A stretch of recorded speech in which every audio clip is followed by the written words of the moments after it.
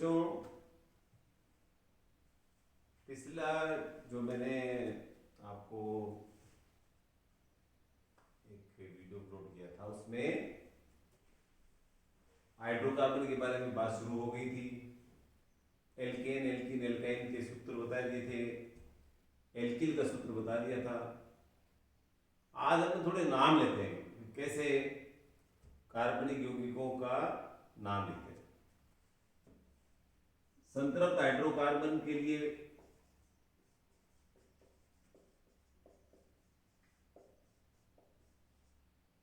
मैंने बताया था कि इनको अपन एल्केन कहते हैं, और सामान्य सूत्र क्या होता है इनका, CnH2n+2। यहां n क्या है? दरअसल n है कार्बन की संख्या। n का मान 1 रखा, यहां 1 रखोगे ना, यहां तो 2 को 1 से गुणा किया, 2 + 2 यानी 4। ऐसे ही 2 रखोगे तो 4 2 6, 3 रखेंगे 8। इसको ऐसे भी याद कर सकते हो आप, दुगने से 2 अधिक, दुगने से 2 अधिक। और नाम आपको बताया था मैंने, इसका सिंपल है, methane, ethane, propane, butane, pentane, hexane. क्या नाम हो जाएगा? Methane, ethane, propane, butane, pentane, hexane. अब देखिए, जो हम बात कर रहे थे एल्केन में सारे बंध एकल बंध होंगे। आपको इनकी यदि संरचना बनानी हो तो कार्बन, जैसे आप मेथेन की बनाएंगे तो चूंकि एक ही कार्बन है और कार्बन की कितनी संयोजकता है? 4 संयोजकता है, तो चारों हाइड्रोजन, क्योंकि हाइड्रोजन तो एकल बंधी बना सकता है वैसे भी, क्योंकि हाइड्रोजन के पास एक इलेक्ट्रॉन है, वो साझा करेगा और कैसा बंध बनाएगा? सहसंयोजक बंध। आपको पूछा जाए मेथेन में कितने सहसंयोजक बंध है तो आप आराम से बता सकते हैं 4 सहसंयोजक बंध है। एथेन की संरचना बनानी कोई ज्यादा दिक्कत नहीं है। आपको पता है कि श्रृंखलन का गुण, श्रृंखलन का गुण कार्बन परमाणु में पाया जाता है। तो ये जो 2 कार्बन हैं ये आपस में जुड़े हुए होते हैं, इससे सी सी बॉन्ड।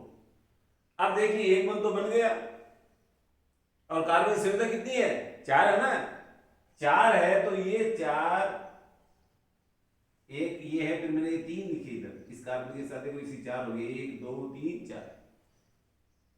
इस कार्बन की भी क्या होगी? 1 2 3 और 1 ये 4। अब यहां क्या जुड़ गए? जैसे यहां हाइड्रोजन में जोड़ दिए, यहां पर भी क्या जुड़ जाएंगे? हाइड्रोजन, ये संरचना होगी। अब आपको पूछा जाए एथेन में कितने सिग्मा बंध है, तो आप आराम से कह सकते हैं, गिन के बता सकते हैं कि इसमें 7 है। 1 2 3 4 5 6 7, ये एथेन की संरचना। प्रोपेन बनाना है, श्रृंखलन का गुण किसमें होगा? श्रृंखलन का गुण चेन बनाने की कैपेसिटी कार्बन में है, तो 1 2 3, पहले ये जोड़ो आप। अब चूंकि एल्केन है और एल्केन में कैसा बंध बताया? सिग्मा बंध। इसकी 1 होगी तो कितने बच गए? 3। इसकी तो 2 हो गई, 1 और 1 2 तो हो गई, तो यहां 1 आएगा, यहां 1 आएगा, इधर क्या आ जाएगा? ये 3H यहां हो गए। अब इसकी 1 आ गई, यहां 3 रह गए ना, कुल 4 होनी है, तो यहां, अब इसको प्रोपेन आप कह रहे हैं। आप देखते हैं कि सर क्लासों में ऐसे लिखते CH3 CH2 CH3, और आप सोचते होंगे मैं कैसे गिनना पड़ेगा। ये सिंपल बात है कि किनारे वाला कार्बन जो है वो चूंकि एक अन्य कार्बन से जुड़ा हुआ है तो उसकी 3 संयोजकता फ्री है, इसलिए 3 हाइड्रोजन जुड़ गए। बीच वाला जो होता है उससे 2 कार्बन से जुड़ा हुआ पहले से ही, 2 ही रहेंगे, इसमें CH2 फिर CH3, प्रोपेन है, प्रोपेन। अब बात आती है ब्यूटेन की। ब्यूटेन की बात आएगी, जिसका आप सूत्र बोलते हैं C4H10, 4 कार्बन है। तो आपको थोड़ा एल्केन समूह के बारे में नॉलेज होना चाहिए। जब आप ब्यूटेन पढ़ना शुरू करते हैं तो जो मैंने आपको बताया एल्केन का सीधा 1 हाइड्रोजन हटा दें तो ये क्या बन जाएगा? एल्किल। R से कर रहे हैं एल्किल। जैसे ये मेथेन है, इसको देखो समझ लो आप, बड़ा सरल है। मेथेन, इससे एक हाइड्रोजन हट गया तो हो गया मेथिल। क्या हो गया? अब कई लड़के इसको ऐसे लिख देते मेथिल। सही है क्या ये? नोपाराम सही है? सही नहीं है ये, क्योंकि यदि ऐसा है तो यहां 4 से होता है, यहां 3 ही रह गई। सही क्या है? सही है ये। तो कई बोलते हैं गुरुजी पूंछड़ी क्यों लगाते हैं? अरे पूंछड़ी नहीं है ये बंद है। 3 तो इसकी संयोजकता यहां हाइड्रोजन से बंधित है, और चौथा जो इलेक्ट्रॉन रह गया या चौथी संयोजकता बोलते हैं उसको, वो यहां दिखाई दे रही है। इसलिए ये मेथेन है, CH4।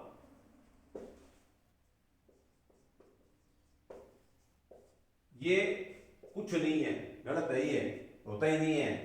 ये क्या है? मेथिल है। एल्किल में इल अनुलोम मिलता है, इल, इसलिए एल्केन से बन गया एल्किल, मेथेन से बन गया मेथिल। अब एथेन है, मान लीजिए C2H5। ये बताओ, ये C2H5 है C2H6 है? C2H6 है ना। अब ये C2H6 है, ये एथेन कहलाएगा, एथिल कहलाएगा। सही है, एथेन कहलाएगा। तो ये हो गया एथेन। अब किसी ने ये लिख दिया C2H5। क्यों भाई दीपक, सही है क्या ये? गलत है ना। अब इसे पकड़ ली बात। क्यों गलत है? क्योंकि यदि इसको आप थोड़ा खोल के लिखेंगे, तो मैं यहां लिख के दिखाऊंगा आपको, ये सही है। इसका मतलब हुआ कि इसको ऐसे भी लिख देते हैं, एथिल को ऐसे भी लिख देते हैं CH3 CH2। तो मेथेन से एक मूलक ही बनता है, एक मेथिल। एथेन से एक मूलक बनता है, एल्किल मूलक एक ही बनेगा, वो कौन सा? एथिल। अब आप आइए प्रोपेन पर।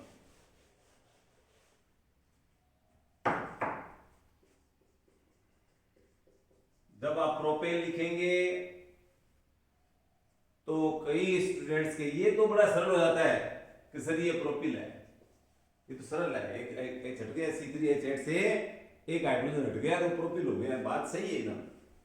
लेकिन यहां बच्चों की दुविधा है कि कुछ बच्चों को इस बात का नॉलेज है कि सर कार्बन परमाणु बंद बना रहे हैं, और उसके आधार पर कार्बन परमाणु कितने प्रकार के होते होंगे। तो आप लोग कई बार नाम सुनते हैं प्राथमिक कार्बन परमाणु। अब वो तो प्राथमिक किसे कहेंगे? जिसको आप T या 1 डिग्री से व्यक्त करते हैं। वो बोलता है द्वितीय कार्बन परमाणु।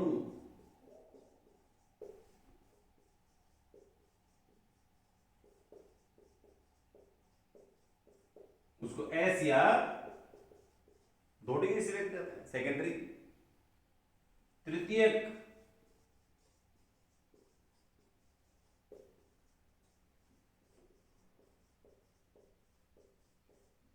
इसको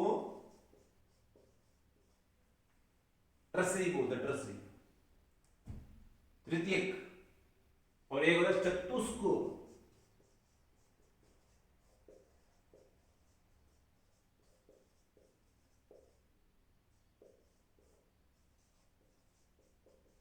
क्यों या चार?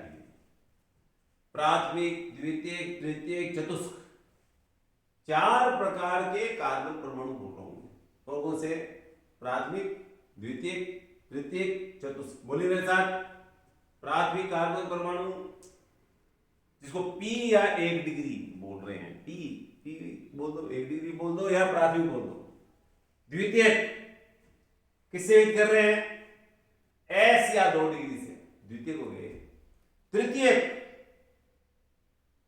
किससे? T या 3 डिग्री। और क्या बोल रहा हूं? प्राथमिक, द्वितीयक, तृतीयक, चतुष्क। क्या बोल रहा हूं? प्राथमिक, द्वितीयक, तृतीयक और चतुष्क। ये पीछे में सुन रहे हो आप लोग? 4 प्रकार के कार्बन है ये। अब कोई बोले 4 का कैसे पता? सर कार्बन तो एक सही है, यहाँ भी सी है, ये भी सी है, ये भी सी है, ये तो एक से हैं। अरे ये सिर्फ आकृति से थोड़ी बदलेंगे, आकृति से नहीं बदलेंगे। आप लोगों को छोटा सी है, कोई बड़ा सी है, कोई मंजूला सी है, कोई कैसा सी है, ऐसा नहीं है। कार्बन कार्बन जुड़ते हैं, श्रृंखला बनती है। यदि कार्बन परमाणु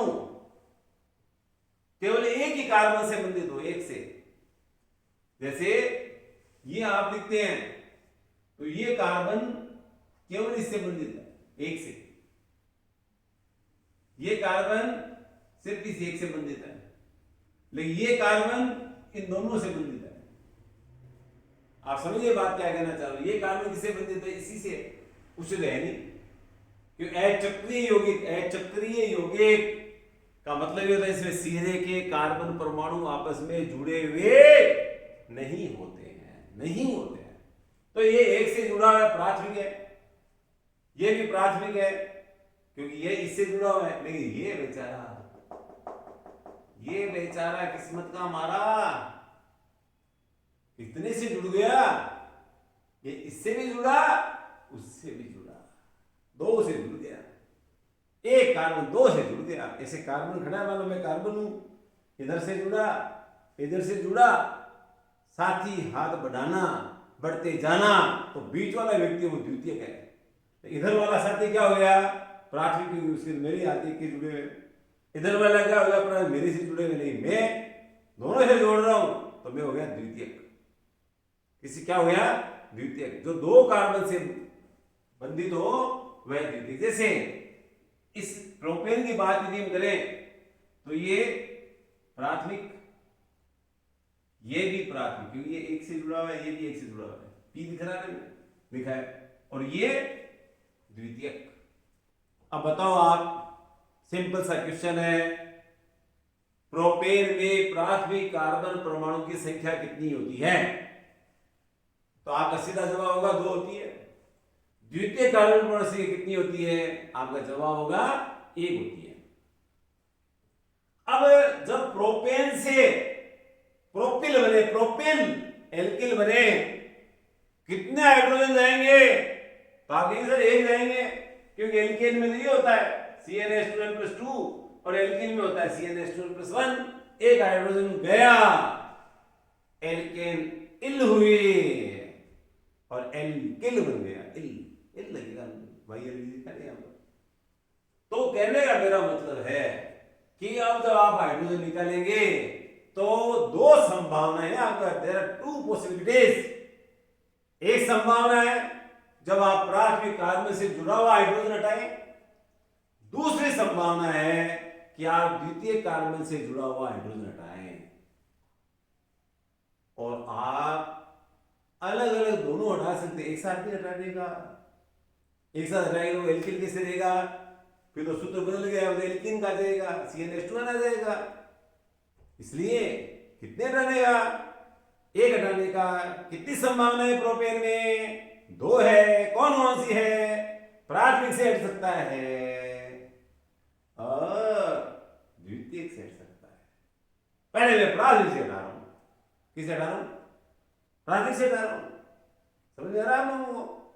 प्राथमिक से हटा रहा हूं तो ये आएगा CH3, CH2, CH2।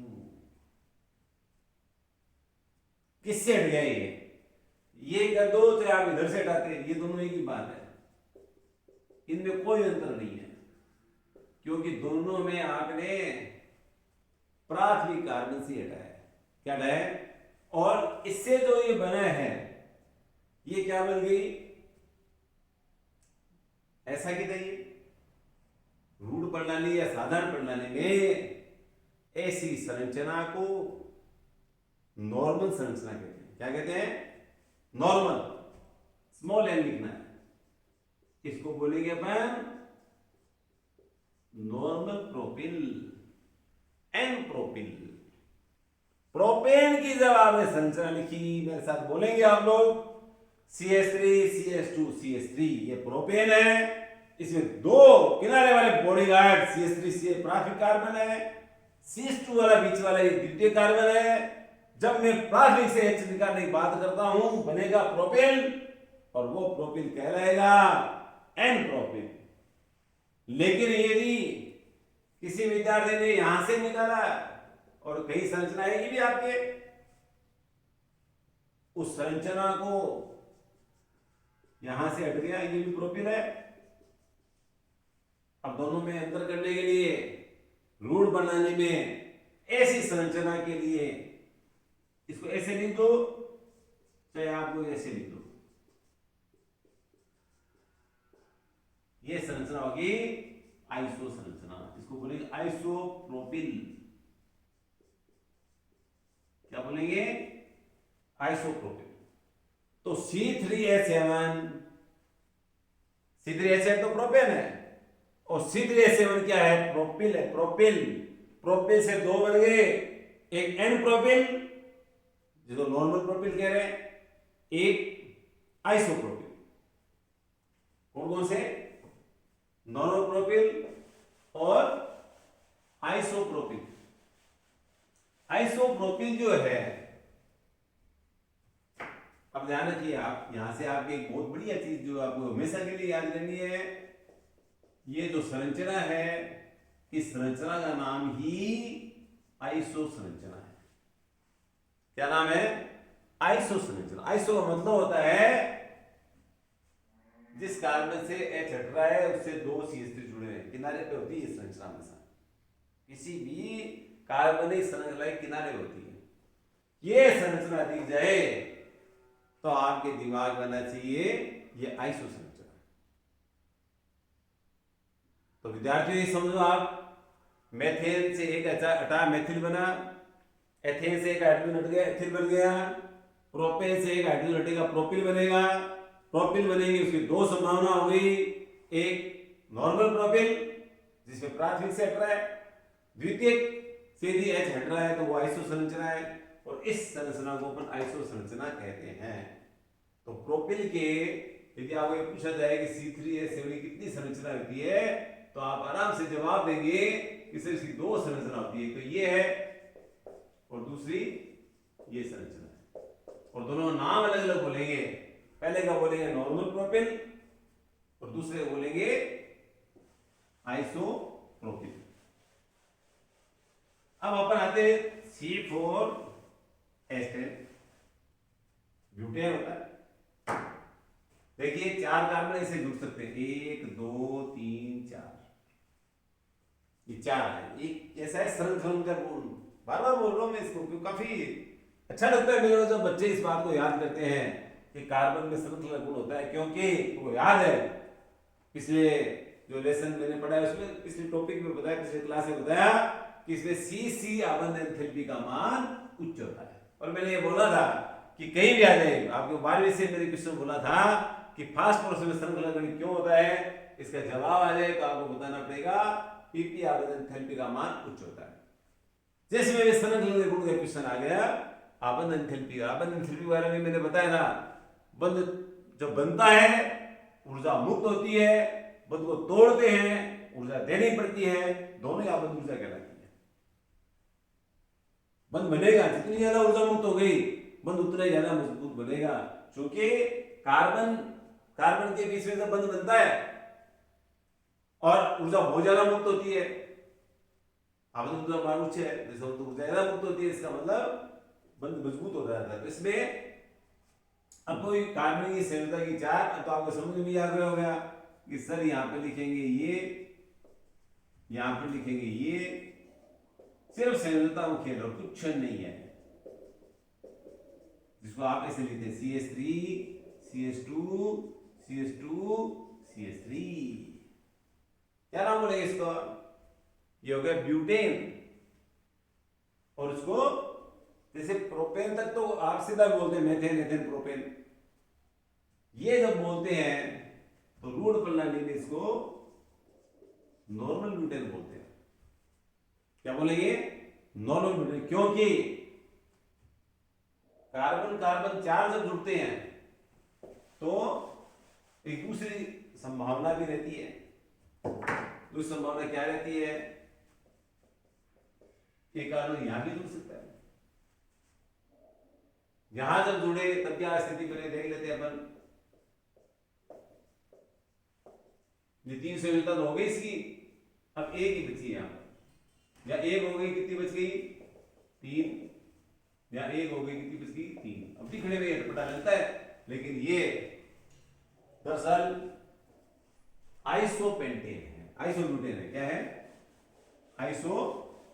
अब कोई आइसो कैसे आ गया सर? इसको मैं ऐसे लिख रहा हूं CH3। अब देखो क्यों लिख दिया CH3? ये 3 हाइड्रोजन है ना, तो मैंने लिखा CH3। यहां क्या हो जाएगा? CH, इस पे CH3 और ये CH3। अब जब इसको ऐसे देखते हैं, वो ये जो मैंने लिखा उसी का रूप भी आ गया। अलग नहीं है, सेम ही है। सेम कैसे है? क्योंकि यहां से देख लो आप, 1 2 3, यहां 1 है। इसलिए ध्यान रखो आप, कई चीजें प्रॉपर साइंस नहीं है लेकिन याद करने के लिए होती है कि जब आप बीच वाले कार्बन, हाइड्रोकार्बन की बात कर रहा हूं, से कोई समूह जुड़ेंगे तो बीच वाले से एक हाइड्रोजन घटा दो। घटाने का मतलब क्या होगा? जैसे यहां पर 2 है ना बीच में, यहां कितने रह गए? 1 रह गए।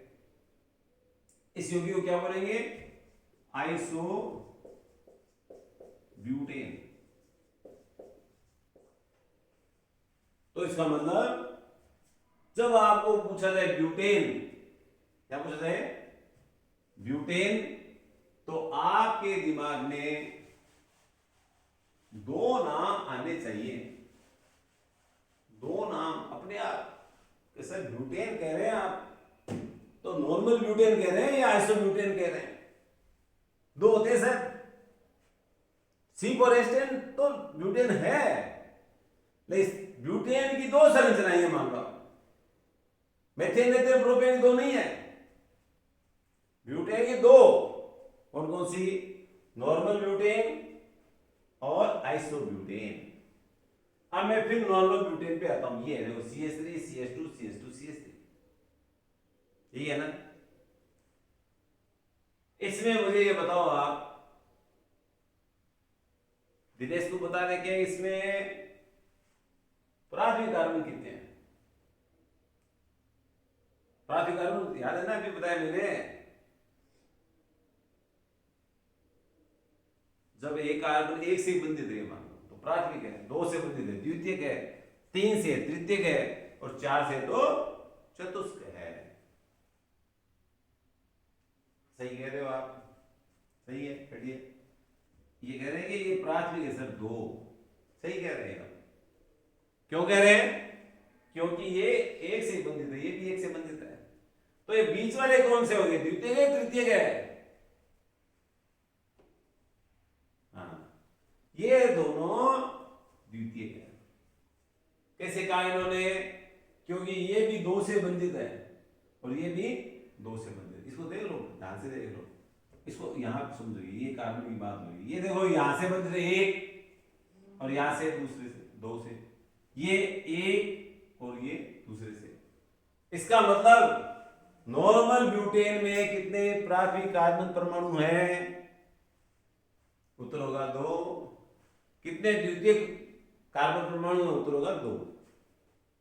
या आपको अब ये पूछा जाए C4H10 के समावयवी लिखिए। समावयवी, समावयवी का मतलब होता है, एक दिन पहले बताया मैंने, वे यौगिक जिनके अणुसूत्र समान होते हैं लेकिन अब यहां पर तो किसका अंतर आ रहा है? संरचना का अंतर आ रहा है। संरचना किसका आ रहा है? संरचना। वैसे तो भौतिक या रासायनिक गुणों में अंतर भी आता है लेकिन संरचना में अंतर है यहां पर। इसलिए एक तरह से संरचनात्मक समावयवी कैसे है? और संरचनात्मक समावयविता, एक दिन मैंने ये भी सब बोला, संरचनात्मक समावयविता के 5 नाम बोले थे। एक बार फिर मेरे साथ बोलो 5 नाम। संरचना समावयविता, स्थिति समावयविता, क्रियात्मक समावयविता मध्यावयवता और चलावयवता। 5 नाम एक बार फिर रिपीटिशन वाले भी करें। क्रियात्मक समायोता, स्थिति समायोता, वेरी गुड। हाँ, क्रियात्मक समायोता तीसरा। पहला क्या बोला? श्रृंखला, स्थिति, क्रियात्मक, चौथा मध्यावयवता, पांचवा चलावयवता। अब चलो ये हो गया, आपको ये पूछ ले रहे, एक क्वेश्चन का जवाब आ गया आपको कि C4H10 के समावयवी बनाइए, तो आप आराम से बना सकते सर नॉर्मल ब्यूटेन और आइसोब्यूटेन। और सर नॉर्मल ब्यूटेन और आइसोब्यूटेन। अब प्रश्न पूछने वाले तो पूछेंगे किसे ये ठीक है, 2 समावयवी हैं, इनमें कौन सी समावयता है? और आपको विकल्प दिए 4, श्रृंखला, स्थिति, क्रियात्मक या मध्यावयवता। तो आपका जवाब सही होगा। देखिए, जब किसी भी यौगिक की जनक श्रृंखला में कार्बन की संख्या में अंतर आ जाए तो वे श्रृंखला समावयवी है। श्रृंखला समावयवता कहते हैं उसे। जनक श्रृंखला में अंतर होना है। अब जनक का कैसे पता चलेगा? मूल श्रृंखला को जनक श्रृंखला कहते हैं। जब आप अंकन करते हैं ना, कार्बनिक, मान लीजिए कार्बन ज्यादा है तो आपको अंकन करना पड़ेगा भाई। अंकन करना है तो लंबी श्रृंखला का चयन करना पड़ेगा। यहां इतना लंबा चौड़ा मामला है नहीं, या तो सीधा है 1 2 3 4, इसमें तो 4 है जनक श्रृंखला में कार्बन की संख्या, और इसमें 1 2 3 बदल गई जनक श्रृंखला। एक में 4 है, एक में 3 है, एक अशाखित है, एक शाखित है। ये अशाखित है, अशाखित, और ये क्या है? शाखित। तो नॉर्मल ब्यूटेन और आइसोब्यूटेन परस्पर श्रृंखला समावयवी है। कैसे है? इसमें कौन सी समावयवता पाएगी? इसमें श्रृंखला समावयवता पाएगी। श्रृंखला समावयवता होती है, मान लो आप। अब बोलो मेरे साथ, C4H10 के समावयवी संख्या कितनी होगी? उत्तर आएगा 2। कौन कौन सी होंगी? उत्तर आएगा नॉर्मल ब्यूटेन और आइसोब्यूटेन। नॉर्मल ब्यूटेन और आइसोब्यूटेन कैसे समावयवी होंगे? आप कहेंगे श्रृंखला समावयवी होंगे। अब ये तो हुई ब्यूटेन की बात। आपको पूछा मैंने यहां नॉर्मल ब्यूटेन में कि प्राथमिक कार्बन कितने हैं? आपने कहा 2, द्वितीय कितने हैं? 2। आप बताइए आइसोब्यूटेन में प्राथमिक कार्बन कितने हैं? आइसोब्यूटेन में किनारे वाले कार्बन देख लो, क्योंकि ये एक से जुड़ा भाई, ये भी एक से ही जुड़ा हुआ है। ये कितने से? ये भी एक से। इसका मतलब आइसोब्यूटेन में, आइसोब्यूटेन का यूपीएससी नाम भी आता है आपको, 2 मेथिल प्रोपेन। कैसे बताया बताओ? 3 हो गए, 2 पर है। कई लड़के ये नहीं लिखते, ये डैश नहीं है, डैश, ये हाइफन है, हाइफन का निशान है। 2 मेथिल प्रोपेन, ये पोजीशन बताता है दरअसल। इसे पता चल गया कि जनक श्रृंखला का प्रोपेन 2 नंबर कार्बन पर मेथिल जुड़ा हुआ है। पूरा नाम बताता है, वैसे व्याख्या करता है, रटने की जरूरत नहीं है। ये देखो मूल श्रृंखला क्या थी? प्रोपेन होगी एक तरह से, 2 नंबर में मेथिल जुड़ा हुआ है, कुछ 4 कार्बन हो गए, C4H10 हो गया। C4H10 वाला ब्यूटेन कहलाता है, इसलिए ब्यूटेन का समावयवी है 2 मेथिल प्रोपेन। इसमें ये प्राथमिक, ये प्राथमिक, ये प्राथमिक, लेकिन ये बीच वाला क्या है? जिसे 3 और जुड़े हुए हैं। जब कार्बन, किसी कार्बन से 3 और कार्बन जुड़ जाए तो वो कहलाता है तृतीयक कार्बन। क्या कहलाता है? तृतीयक। जैसे मैंने बताया प्राथमिक, यहां लिखा हुआ भी था, 1 से जुड़ा हो, द्वितीयक 2 से जुड़ा हुआ है, तो तृतीयक स्वाभाविक है 3 से जुड़ा हुआ है। तो इस आइसोब्यूटेन में 3 प्राथमिक और 1 कौन सा है? तृतीय कार्बन जुड़ा हुआ है, तृतीय कार्बन होता है। अब देखिए, फिर अपन थोड़ा देख चलते हैं, और आप लोगों ने पढ़ा है अभी। ये क्या कहलाता है? मेथिल। ये क्या कहलाता है? एथिल। ये क्या कहलाता है? Normal propyl. क्या कहलाएगा? इसको यहां थोड़ा कंफ्यूजन हो रही है, यहां लिख दो एक बार। और ये कहलाएगा आइसोप्रोपिल, या ये कहे प्रोपिल के दो है, नॉर्मल और आइसो। अब अपन बात करते हैं, ये यौगिक क्या है? आप कहेंगे ब्यूटेन है। ये क्या है? आप कहेंगे ब्यूटिल है, क्योंकि एल्केन से एक हाइड्रोजन निकलने से एल्किल बनता है। एक हट गया तो एल्किल बन गया, तो ब्यूटिल हो गया। ब्यूटिल जब बनेगा, कितने समावी होंगे एक तरह से? ब्यूटिल की संरचना कितने प्रकार की हो सकती है? जैसे प्रोपिल के दो प्रकार के भी। तो आप याद रखें, समझ लें। मैं इसको थोड़ा तरीके से समझाता हूं, कोशिश करता हूं आप लोगों के सामने। ये कितने हैं? 4। कितने प्रकार के कार्बन इसमें? 2 ही प्रकार के, प्राथमिक 2 है, 2 है द्वितीयक। इसका मतलब आप हाइड्रोजन जब निकालेंगे, एल्केन से एक एच हटेगा तभी तो एल्किल बनेगा, ब्यूटेन से एक एच हटेगा तभी तो ब्यूटिल बनेगा। पहले प्राथमिक से हटाता हूं मैं, ये प्राथमिक का मतलब इसका बोलता हूं मैं। CH3 CH2 CH2 CH2, यहां से हटा दिया मैंने। ये यहां हटाओ, ये हटाओ, एक ही बात। इसको आप क्या बोलेंगे? इसको आप बोलेंगे एन ब्यूटिल, नॉर्मल ब्यूटिल। क्या बोलेंगे? Normal butyl, N butyl. CH3 CH2 CH2 CH2 क्या कहलाएगा? नॉर्मल ब्यूटिल कहलाएगा। अब मैं यहां से चटा रहा हूं, दोनों में से कहीं चटा दो आप। तो ये हटाया मैंने, ये लिख दिया। अब बताओ कौन से कार्बन से हटाया मैंने? तो आप कहेंगे सर द्वितीय कार्बन से हटाया। द्वितीय से किसे हटाया? द्वितीय से। इसको हम बोलेंगे द्वितीय ब्यूटिल, एन ब्यूटिल। और दूसरा क्या आ गया? द्वितीय ब्यूटिल। पहला नॉर्मल, दूसरा द्वितीय। अब देखिए यहां से 2 ही बनेंगे।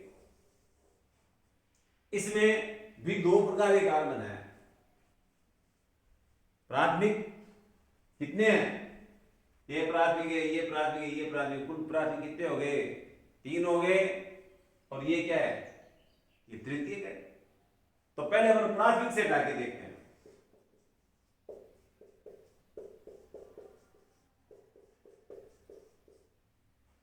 जो मैंने आइसोब्यूटेन की प्राथमिक कार्बन से हटाया,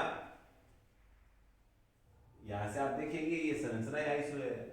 मैंने कहा था यदि ये संरचना आती है सिरे पर, किनारे पर, तो इस संरचना को आइसो संरचना कहते हैं।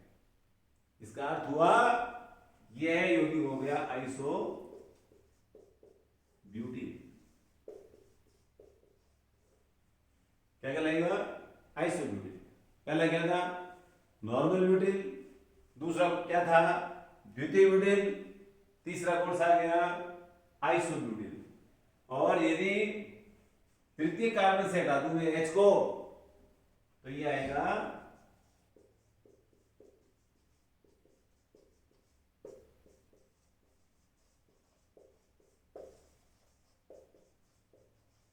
तृतीय ब्यूटिल। क्या आएगा?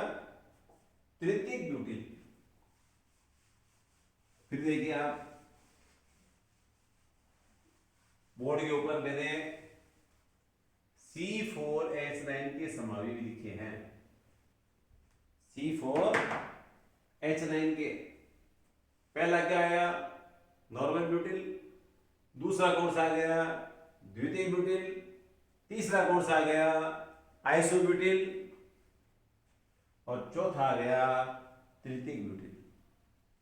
इसका मतलब हुआ मेथिल का एक CH3, एथिल का भी एक C2H5, प्रोपिल के दो, तो यहां लिखिए ये नॉर्मल प्रोपिल और आइसोप्रोपिल, और ब्यूटिल के चार। याद कर लो आप, क्योंकि आपके जब आप पढ़ेंगे एल्किल हैलाइड पढ़ेंगे 12वीं में, ये पहले ही क्वेश्चन आ जाएगा भिड़ते ही कि इसके समवायी बनाओ, और आप रटोगे, फिर समझोगे, रटने शुरू करोगे आप कि सर कैसे बनाए C4H9। अब जिस बच्चे को ध्यान में है उसको पता है गुरुजी कुछ फर्क नहीं पड़ना है, यहाँ BR जोड़ना है, बाकी तो आपने बता ही दिया था उस समय। C4H9 ने तो आपने बता दिया, BR जोड़ दो तो C4H9 BR के समवायी भी बन जाएंगे।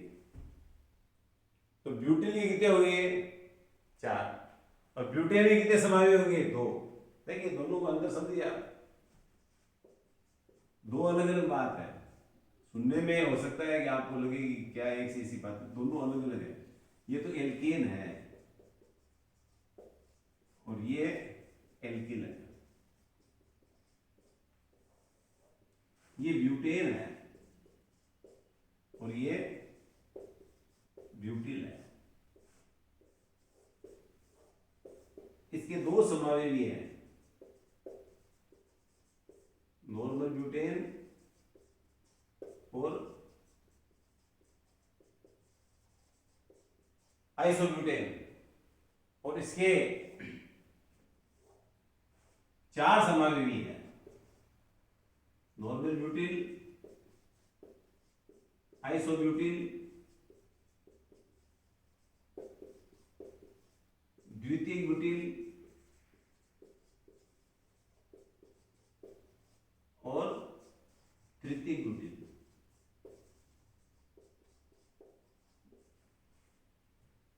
ये C4H9 क्या है? ब्यूटेन।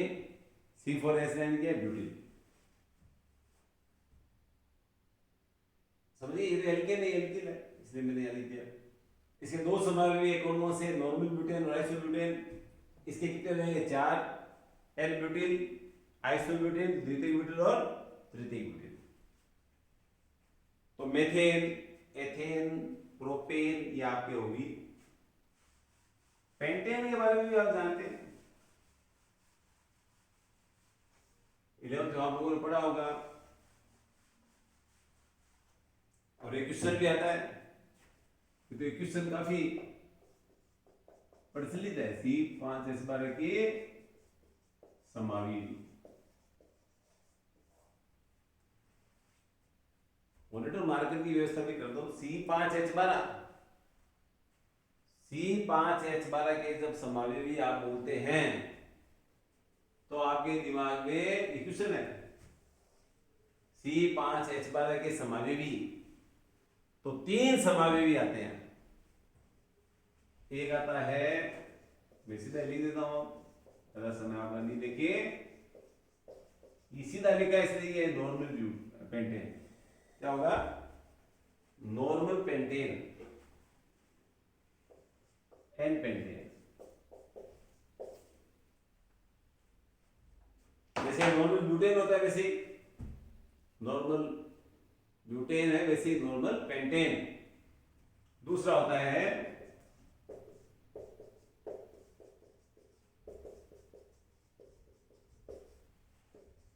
आइसोपेंटेन।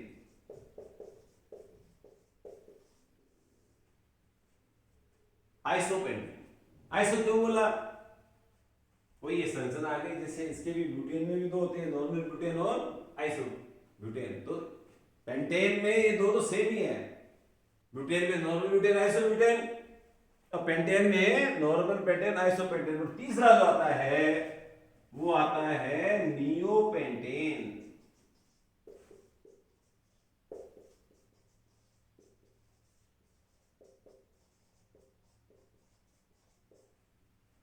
नियोपेंटेन, और नियोपेंटेन जब नाम सुनते हैं,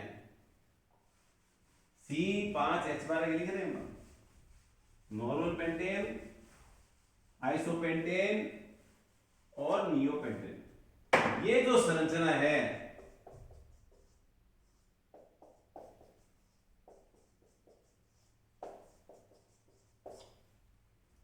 ये नियो संरचना कहलाती है।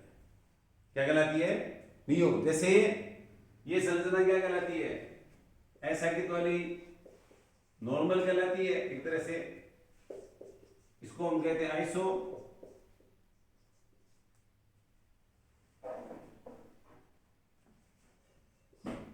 और ये आ जाता है नियो। तो नियो जब शब्द बोलते हैं आप अच्छे से याद कर लो आप। लाइए मॉनिटर साहब, धन्यवाद, थैंक्स। आपके मॉनिटर बड़ा एक्टिव है, हाथों हाथ देख लीजिए, मार्कर लाके दे रहा है। आदर्श की तो बड़ी ताकत है, किसके? मॉनिटर बड़े एक्टिव होता है, हर काम में एक्सपर्ट रहते हैं वो। मॉनिटर जो नहीं पढ़ते उनके बारे में बताया करो आप। ये बच्चे नहीं पढ़ते हैं ना, या क्लास में डिसिप्लिन को करते हैं गड़बड़, तो मॉनिटर का दायित्व तो ये है। और उसको नायक क्यों बोलते? मॉनिटर हिंदी में नायक बोलते, कक्षा नायक। कक्षा नायक मतलब कक्षा का मुखिया हो गया वो, तो वो ये सब चीजें मैनेज करता है। तो एक बार ताली बजा दो आप अपने मॉनिटर्स के लिए। मैं भी बजा देता हूँ, शाबाश, वेरी गुड, हाथों हाथ मैनेज कर रहे हैं। तो मैं ये बोल रहा था आपको कि ये जो संरचना, कौन संरचना हुई? नियो संरचना। तो अब आप ये याद कर लें एक क्वेश्चन, तो पहले मैंने आपको ऐसा क्वेश्चन पूछा था, C4H10 के संभावी भी, या भी इलेक्ट्रॉन क्वेश्चन आते हैं। तो दो बताया आपने, नॉर्मल ब्यूटेन और आइसोब्यूटेन, और बताया था कैसे समावी होंगे? वे होंगे श्रृंखला समावी। कैसे होंगे? श्रृंखला। और पेंटेन, इसके तीन हो गए, नॉर्मल पेंटेन, आइसोपेंटेन और नियोपेंटेन। क्या नाम हो गया? नॉर्मल पेंटेन, आइसोपेंटेन और नियोपेंटेन। क्या नाम होगा? नॉर्मल, आइसो और नियो। अब मेरे को ये बताइए, जैसे आपको ये पूछ लिया जाए आइसोपेंटेन का यूपीएससी नाम बताइए, अंकन किधर से करेंगे? देखिए, कार्बनिक श्रृंखला का अंकन, अंकन बाद में होता है। जैसे पहले होता है कार्बनिक श्रृंखला का चयन। क्या होता है? कार्बनिक श्रृंखला का चयन। तो आपकी 11वीं की किताब भूल पढ़ना उसको, इतना मेरे पास टाइम नहीं, फिर भी मैं आपको 4 बात बता रहा हूँ, ज्यादा से ज्यादा नहीं बता के, शॉर्ट में बोल रहा हूँ एकदम। बुक्स में पढ़िए, आपकी किताब में स्पष्ट लिखा होता है। और मैं उसके लिए एक उदाहरण बताता हूं आपको, हर साल बताता हूं। ये अंगूर है ना, अंगूर, वो नहीं पढ़ते, वो तो बोलते हैं अंगूर खट्टे हैं, अंगूर खट्टे हैं ऐसा। लेकिन जिनको अंगूर मिल जाते हैं वो कहते हैं अंगूर, वाह क्या अंगूर है, बड़े मीठे हैं। अंगूर जब आपको, मान लीजिए सपोज कीजिए कि कई गुच्छे पड़े अंगूरों के, 3-4 गुच्छे पड़े, 5 पड़े, 7 पड़े, और आपको ये कहा जाए कि आप इनमें से एक गुच्छा ले लीजिए अपने लिए खाने के लिए, तो मनुष्य का मूल स्वभाव है कि वो उनमें से बड़ा गुच्छा लेके लेगा। क्या लेगा? छोटा थोड़ी लेगा, बड़ा गुच्छा देखेगा वो। बड़ा गुच्छा का मतलब हुआ कि जब आपके पास 2 या 2 से ज्यादा संभावना है, तो आपको सबसे लंबी श्रृंखला का चयन करना है। वो तब है, यहां नहीं है, ये तो बड़ा सिंपल से एग्जाम्पल्स है।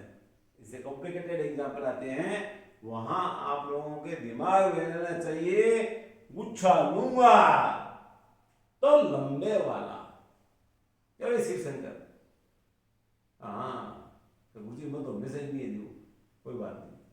गुच्छा कैसे लेने का? लंबे लेने का।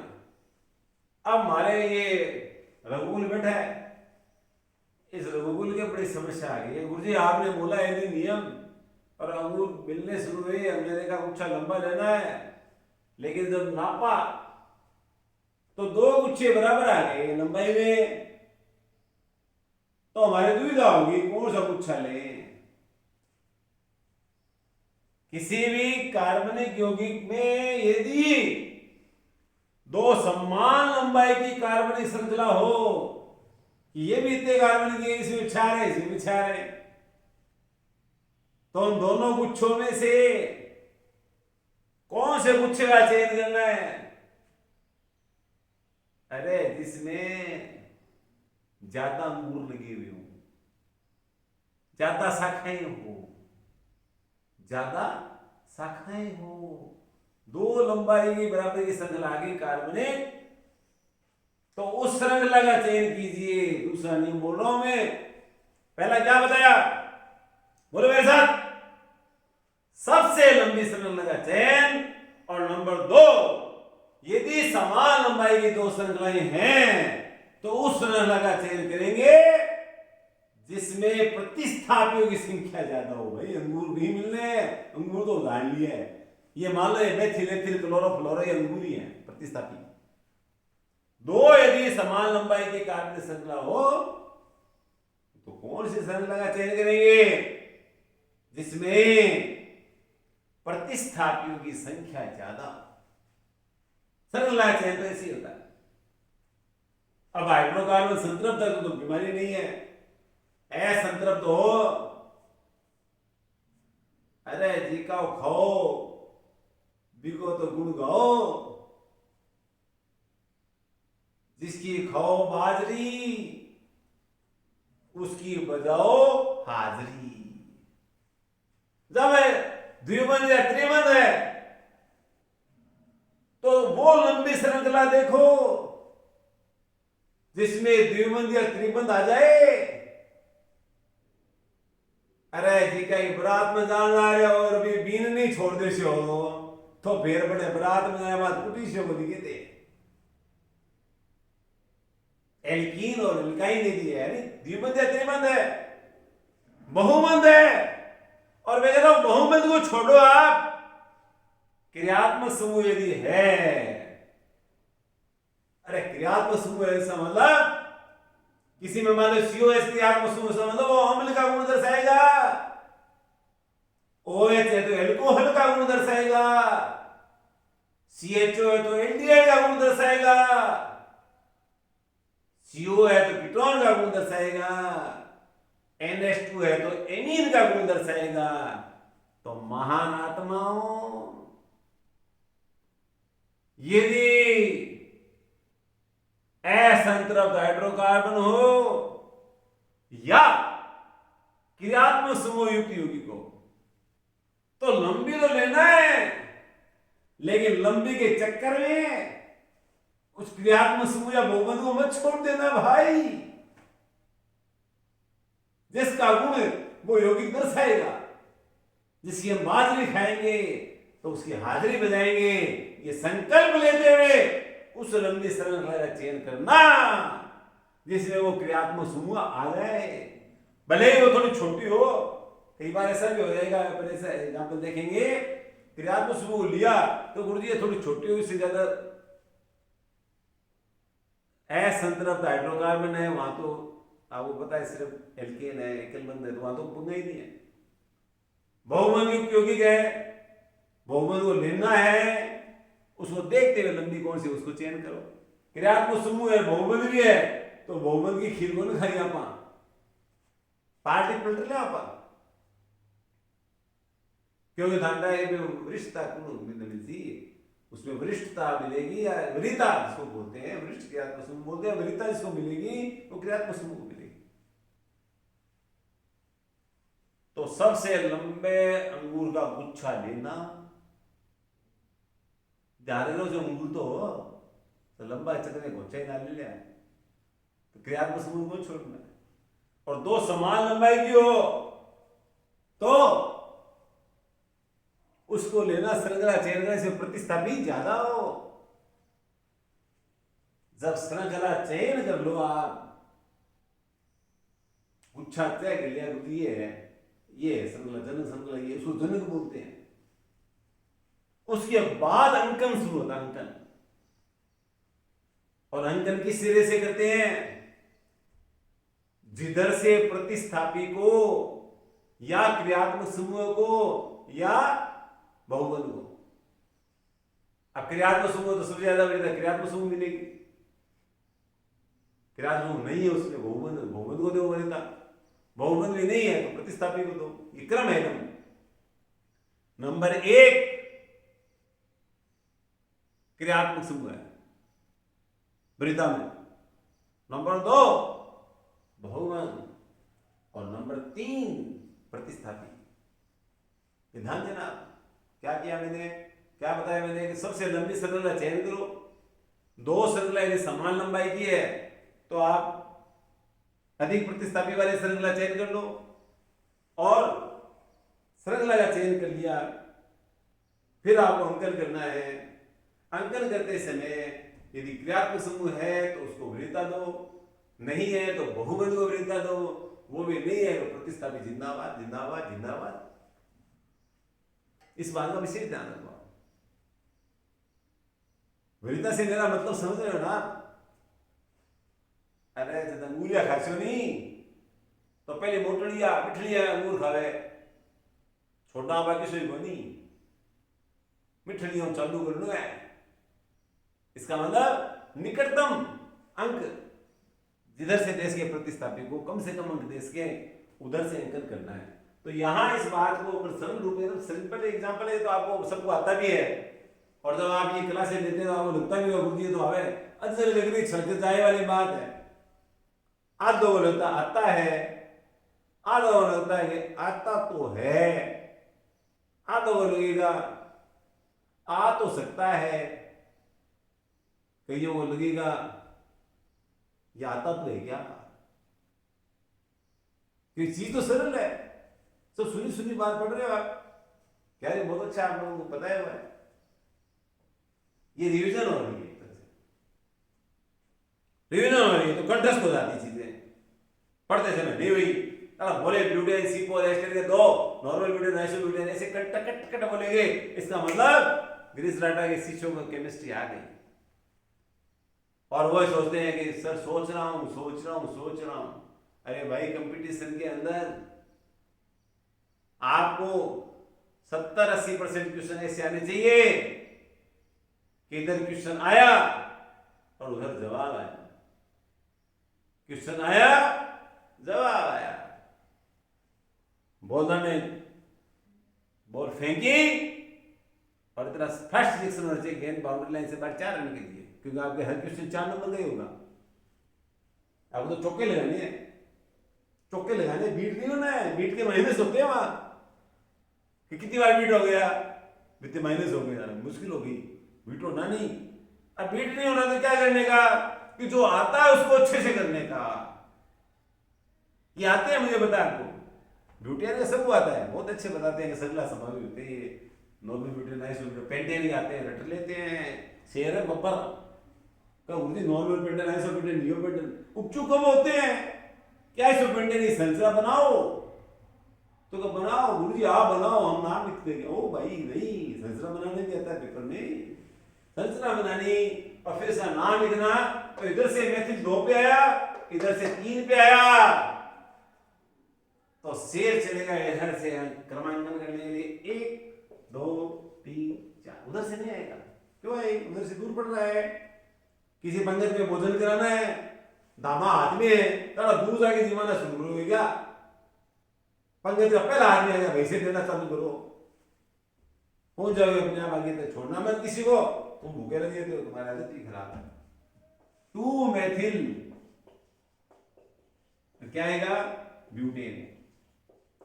कई लड़के सोचते हैं बाद में, पूरा पढ़ते नहीं है, नियम सुन लिया, नाम लिख दिया और वहां जाए कहता बोलो तो यो तो पेंटेन और ब्यूटेन ये लिखे मुझे बात, पेंटेन ही लिखे ब्यूटेन।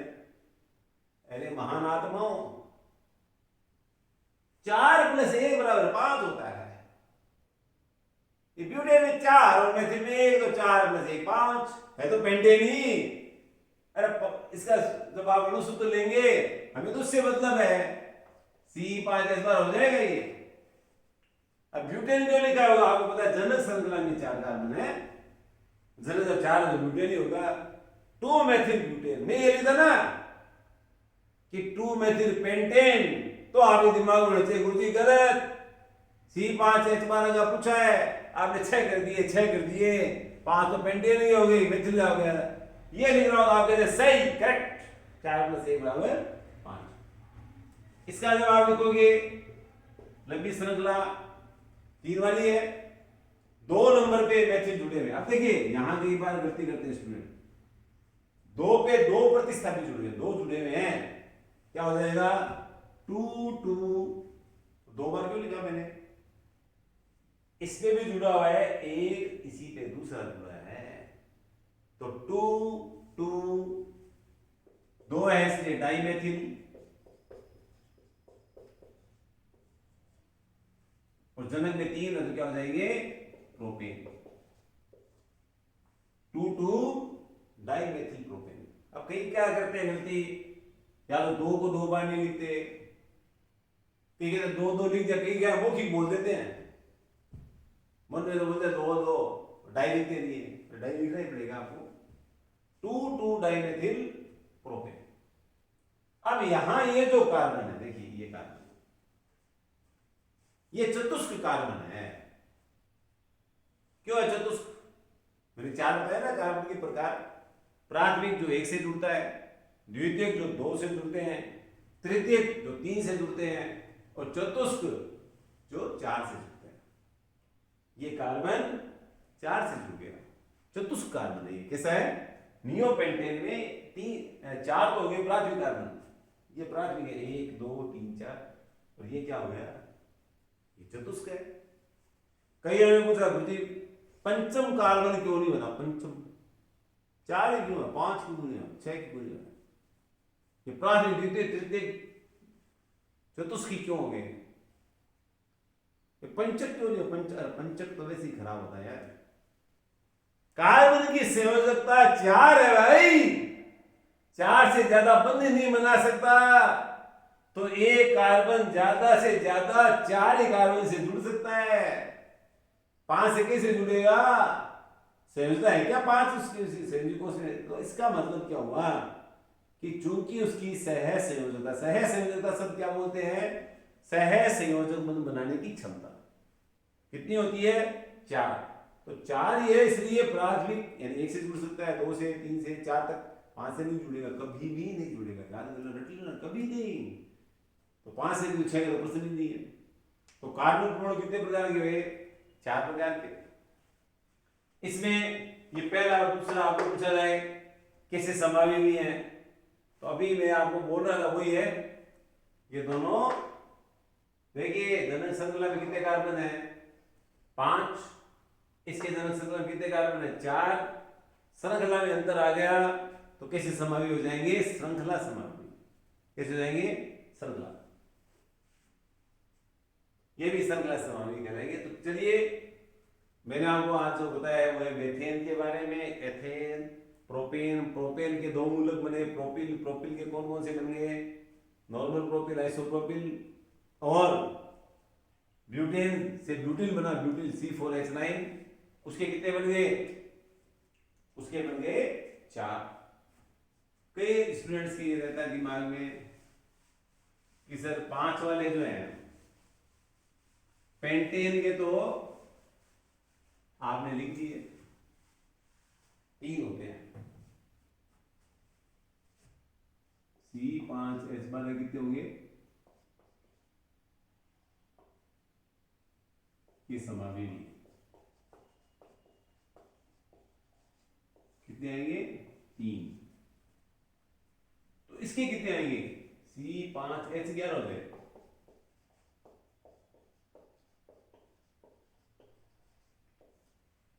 ये आपके मैं जो बता रहा हूं ये चीज आपके एलके लैब में बहुत क्लियर कट आनी है, इसलिए इसको वैसे मत समझना 11वीं चल रही है, 11वीं की रिवीजन वो चीज मैं बोल रहा हूं जो आपके बार बार मैंने अभी जैसे थोड़ी देर पहले क्वेश्चन बोला कि जिसको C4H9 का पता है वो C4H9X के समावेशी बना सकता है, जिसको C5H11 समावेशी पता है वो C5H11 X के बना सकता है।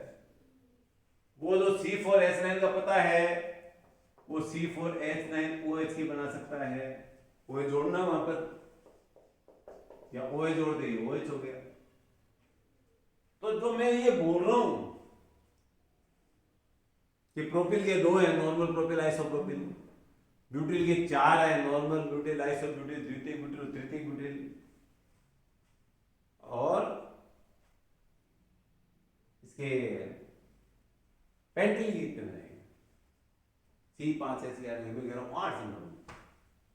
अब 8 का कैसे पता चले, इसको थोड़ा हम कोशिश करते हैं, सरल रूप में देखते हैं एक बार। हालांकि आपके लिए भी ऑनलाइन क्लास से थोड़े बहुत ऐसे बोल रहे हैं ना, तो फेस टू फेस समझ में नहीं आता है, तो फिर क्यों कहीं ऐसा कहते हैं मेरे को,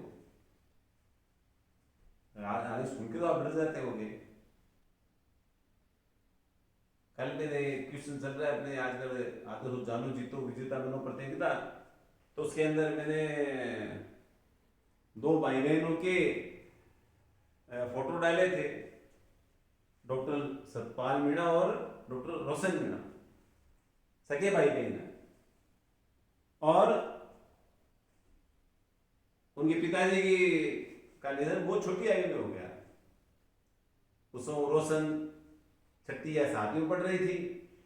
उसका और बड़ा भाई जो यहाँ भी नगर पालिका में AN है, प्रदीप मीणा, आज का AN है यहाँ पे भाई, आदर्श से पढ़ा हुआ नगर पालिका में, वो उस समय 9वीं 10वीं में पढ़ रहा होगा, और सतपाल 5वीं 4वीं में पढ़ रहा होगा। पिताजी एक्सपायर हो गए, बच्चों के बड़ी दिक्कत रही, हम लोगों को पता भी था, तो उन बच्चों में विशेष फोकस भी किया, करने का प्रयास किया। प्रदीप चूंकि बड़ी क्लास में था, 1-2 साल में चला गया, फिर इंजीनियरिंग कर ली। और जो 2 नंबर रोशन थी, उसे छोटे वाली रोशन को, वो साइंस ली उसने, प्रदीप की भी साइंस थी, उसे बायो ली, उसकी मैथ्स थी। तो वे क्लास के अंदर थोड़ा होशियार प्रवृत्ति का होने के नाते मैंने उसको 2-3 बार डांटा कि तुम्हारे में टैलेंट है, लेकिन तुम अभ्यास नहीं करते हो। उस समय एक रिएक्शन याद करने के 10 रुपए प्राइज हुआ करते थे, और खूब बच्चों में ऐसा जुनून रहता था। तो मैंने हो सकता है को दंड दे दिया उसको, ठोलो मारना बोले, ठोलो समझते, तो वो ठोलो भी गए, एक दिन रीस में मार दी। उस समय के बच्चे थोड़े सेंसिटिव भी थे, आप तो बड़े लग्जरी आइटम हो गए ना, आप तो ऐसा सहन नहीं करते। तो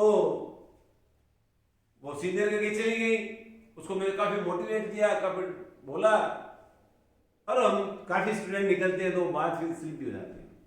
मुझे याद है कि जब उसका सिलेक्शन हुआ,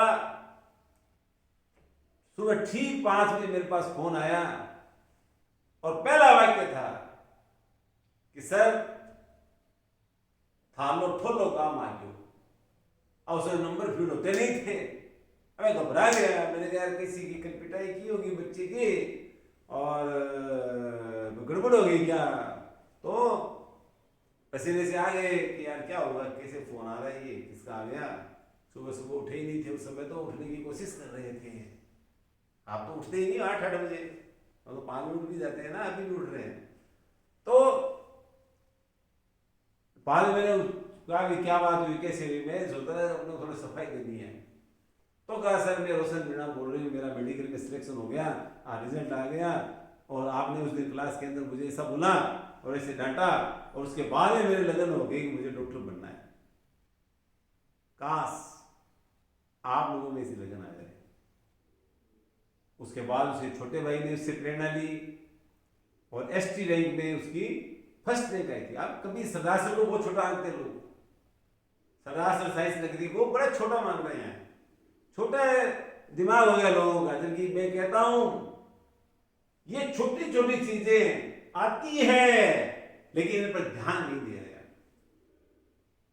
दोनों भाई बहन, आज छोटा भाई वो सतपाल है, वो चूरू पोस्टेड है, बड़ी बहन है वो रोशन, वो जोधपुर पोस्टेड है, कोरोना योद्धा के रूप में वो काम कर रहे हैं। और मुझे खुशी है, एक बार ताली बजाइए सारे लोग कि कल सतपाल मीणा ने अपने जो पुराने विद्यार्थियों के एक संगठन है उसके अंदर 1100 रुपए दिए कि सर इसकी मदद आप लोगों को कीजिए। ऐसे लो, क्या कमाल की बात है। और आप जब विश्व पुस्तक दिवस का प्रश्न पूछते हैं, चलो मैं पहले विजेता ही घोषित कर देता हूं। वैसे मैंने लिख दिया था, बड़ा फास्ट आ रहा है काम। वो काजल दैया ने फिर तेजी से जवाब दिया और सब लोगों ने, काफी बच्चों ने दिया, लेकिन एक सेकंड पहले काजल दैया से माही सोनी का व्हाट्सएप आ गया और माही सोनी कल की जो क्वेश्चन था उसकी विजेता रहती है। जोरदार ताले बजाए। 100 रुपए से मतलब नहीं है। बात ये होती है कि विद्यार्थी जीतते हैं और घर तक उनकी पूछ सुनती है। और ये वीडियो मेरा जो देख रहे होंगे, हजारों लोग देखेंगे बाद में, इसमें नियम होता है। जैसे बड़े बड़े कलाकार इरफान खान चले गए, आदित्य कपूर चले गए, और उसके बाद में आप देखिए हमें पता लगता है कि कौन चला गया, कैसे चला गया, क्या छोड़ के चला गया, कितनी बड़ी उसकी उपलब्धि थी, बाद में उसकी वैल्यू होती है। ये वीडियो जिसमें ये नाम बोला जा रहा होगा, माही सोनी का, काजल का, अन्य विद्यार्थियों को बोला जाएगा, ये अमर हो जाएंगे। यानी ये नाम चलते रहेंगे, ये नाम हमेशा हमेशा चलते रहेंगे कि ऐसा कभी कंपटीशन हुआ था, 100 रुपए के लिए इनाम जीता हम लोगों ने। आप भी आज का क्वेश्चन भी सुन लीजिए। चलो मैं बीच में बोलता हूँ, तो टॉपिक आ रहेगा मेरा, लेकिन अब मैं थोड़ा सब्जेक्ट पे आना चाहता हूँ। कि बोले या मुझे कुछ पूछ रहे हैं। मैंने पिछले लेसन में एक शब्द बोला था, मुद्रा धातु। आज का मेरा क्वेश्चन है कि मुद्रा धातु कौन कौन सी है और कौन से वर्ग में स्थित है। सबसे पहले जवाब देने वाले को मिलेगा 100 रुपए का इनाम, और कल की क्लास में उसका नाम होगा अनाउंस। अब आ जाइए पेंटेन के समावेश पर। पेंटेन के 3 हो गए, पेंटिल ये 8 होते हैं। देखिए कैसे बनते होंगे, थोड़ा बनाना सीख लो, रटना नहीं पड़ेगा भाई। ये मैंने लिखा 5 है ना, कार्बन गिन लो अच्छे से, हाइड्रोजन भी गिन लो, 12 है ना, तो ये तो पेंटेन है। और पेंटेन है और ऐसा किस है तो इसको नॉर्मल पेंटेन कहेंगे। क्या बोलेंगे? N pentane. क्या बोलेंगे? एन, स्मॉल एन बोलना। अब देखिए इसमें मैं जो कार्बन परमाणु के प्रकार की बात बोलता हूं, एक बार सुन छोड़े, थोड़ा जल्दी में ले लेते हैं। यहां से यदि एच हट जाए, मैं इसको ऐसे कर रहा हूं, एक बार मैंने यहां किनारे से हटाया तो मिल गया CH3 CH2 CH2 CH2 CH2। चलिए मैंने यहां से मैं हटाऊंगा CH3 CH2 CH2 CH CH3। मैं यहां से हटाऊंगा CH3 CH2 CH CH2। देखिए किया क्या है, यहां से हटाया, फिर यहां से हटाया, फिर यहां से हटाया। यहां से हटाएंगे तो वापस वही आ जाएगा। देखो 2 नंबर वाला आ जाएगा, ये यहां से 2 नंबर आ जाएगा, यहां से हटाएंगे तो 1 नंबर आ जाएगा। 3 बनते हैं इसमें। कितने बन गए? 3। किससे बने? एन पेंटेन से 3। मैं इसको ऐसे क्यों लिख रहा हूं कि कई बार कंपटीशन में या अपने सीनियर में भी, खासतौर से एलजी लैड वाले पार्ट में आ जाएगा कि एक एल्केन के हेलोजनीकरण से, आपने 11वीं में पढ़ ली रिएक्शन, एल्केन की हेलोजन से क्रिया होती है। ये क्रिया RH किसको बोलते हैं? एल्केन। ये एल्केन है और एक हाइड्रोजन एल्केन हो गया। इसकी जब आप हेलोजन से क्रिया करते हैं, ऐसे लिखते हैं HNU प्रकाश की उपस्थिति में, तो ये आ गई RH प्लस HX। देखिए RH किसको लिखा? एल्किल और एल्केन हो गई। ये हेलोजन है, हेलोजन लवण बनने वाले, इसलिए इसको हेलोजन बोलते हैं। ये भी 4 हैं, FCl BrI। देखिए कुछ वर्ग आपको मैंने बोला फर्स्ट टेबल बोला, याद है क्या? Lithium, sodium, potassium, rubidium, caesium, francium. Second day बोला beryllium, magnesium, calcium, strontium, barium, radium. Francium और रेडियम रेडियोएक्टिव तत्व है, ये बोला मैंने। उत्कृष्ट बोला, उत्कृष्ट कैसे बोले? 18 वर्ग वाली, helium, neon, argon, krypton, xenon, radon. आपको मैंने कार्बन 13वां वर्ग बताया, boron, aluminium, gallium, indium, thallium. मैंने 14वां वर्ग बताया आपको, कार्बन, सिलिकॉन, जर्मेनियम, टिन और लेड। और मैं आपको बता रहा हूं आज 17वां वर्ग halogen, fluorine, chlorine, bromine, iodine और एस्टेटिन। ये एस्टेटिन हेलोजन में नहीं है, हेलोजन नहीं कहते इसको, ये रेडियोएक्टिव तत्व है, ये रेडियोएक्टिव तत्व है। फ्लोरीन, क्लोरीन, ब्रोमीन, आयोडीन, अरे देखो आप 17वां वर्ग 7th ए वर्ग लवण बनाने वाले तत्व है, ए धातुओं के राजा है धातु है ये, क्योंकि बाएं से दाएं जाने पर ए धातु गुण बढ़ते हैं। ए धातु गुण यानी एक तरह से ये सोच लीजिए आप कि हेलोजन को सब ज्यादा है धातु गुण वाले तत्व होंगे, और सामने में सबसे दाई ओर मानो उत्कृष्ट के संबंध नहीं बनाती। और एक ऐसा वर्ग जिसमें 2 मेरिट लिस्ट है, दो मेरिट के सितारे, आसमान के तारे, इसीलिए हेलोजन के होते वारे न्यारे। इस वर्ग में 2 मेरिट लिस्ट है, 2 मेरिट लिस्ट है। फ्लोरीन सबसे ज्यादा विद्युत ऋणात्मकता वाला तत्व है, गोल्ड मेरिट लिस्ट इन इलेक्ट्रोनेगेटिविटी। जोरदार तालियां फ्लोरीन के लिए। सबसे ज्यादा होती है 4 विद्युत ऋणात्मकता होती है, कितनी होती है? 4।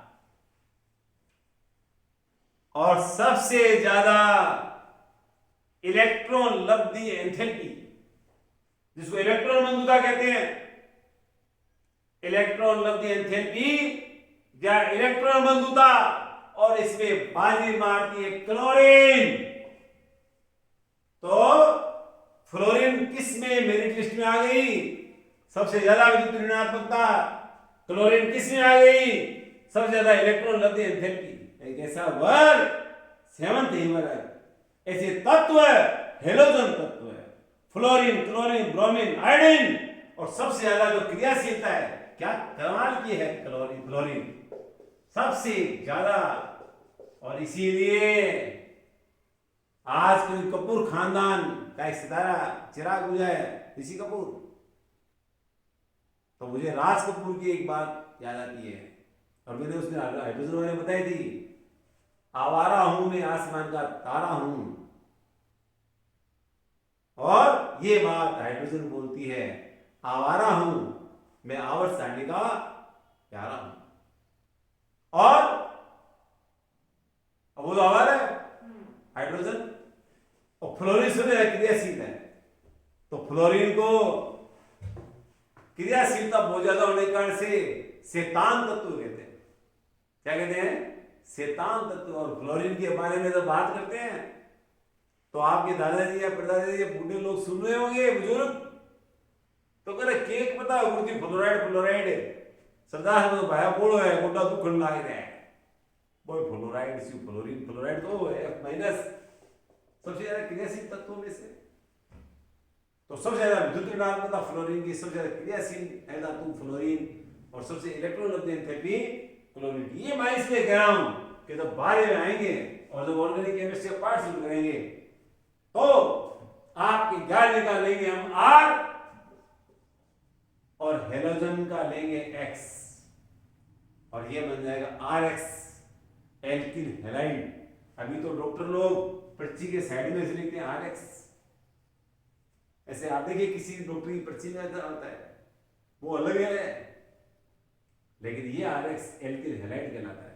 और ये एल्किल हैलाइड जो 12th क्लास का लेसन है उसमें आप खुद पढ़ेंगे तो कहेंगे जरूरी 11वीं में था, ध्यान से नहीं पढ़ा हमने तो, कि एल्केन के हेलोजन से क्रिया होने से एल्किल हैलाइड बनता है, जो कि एक मुक्त मूलक प्रतिस्थापन अभिक्रिया है। इसको आप और आगे पढ़ेंगे, मुक्त मूलक प्रतिस्थापन अभिक्रिया है। यहां मेरा बताने का अर्थ यह है कि जब आप लोग ये अभी आप लोग याद करें कि हाँ गुरुजी ने बताया मेथिल मेथिल होता है, एथिल एथिल होता है, पर प्रोपिल भाई दो होता है, नॉर्मल प्रोपिल आइसोप्रोपिल ब्यूटिल चार होते हैं, नॉर्मल ब्यूटिल आइसो ब्यूटिल द्वितीय ब्यूटिल तृतीय ब्यूटिल, और पेंटिल तो भाई 8 होते हैं।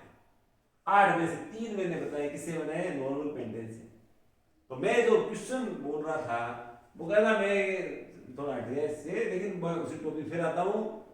बारे में आपके क्वेश्चन आएगा एल्केन के हाइड्रोजनीकरण से उस समवाय का नाम बताइए एल्केन के जिससे 3 एल्केनाइड यौगिक प्राप्त होते हैं, या 3 हाइड्रोजन उत्पन्न प्राप्त होते हैं।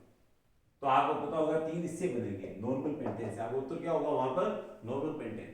कि नॉर्मल पेंटेन के हाइड्रोजनीकरण से 3 एल्केनाइड बनेंगे। और ये है आइसो, देखो गिन लो, मेरी गिनती कमजोर है, 5 है क्या इसमें, देख लो आप। और ये आइसो संरचना है क्या, साइड पोज देखो, साइड पोज आइसो संरचना है ना, 2 मेथिल ब्यूटेन। तो यहां अब आप H हटाएंगे, देखिए कितने, यहां से हट सकता है, यहां से हट सकता है, यहां से हट सकता है, अलग अलग बनेंगे इससे। इन ये दोनों एक सी स्थिति है, यहां से हटाओ चाहे यहां से हटाओ, ये दोनों एक सी है। इसका मतलब हुआ आइसोपेंटेन से 4 बनेंगे। क्या बनेंगे, 4। आइसोपेंटेन से 4 कौन से बनेंगे। अब आपको ज्यादा नहीं दिमाग लगाना, H हटाना है आपको। 1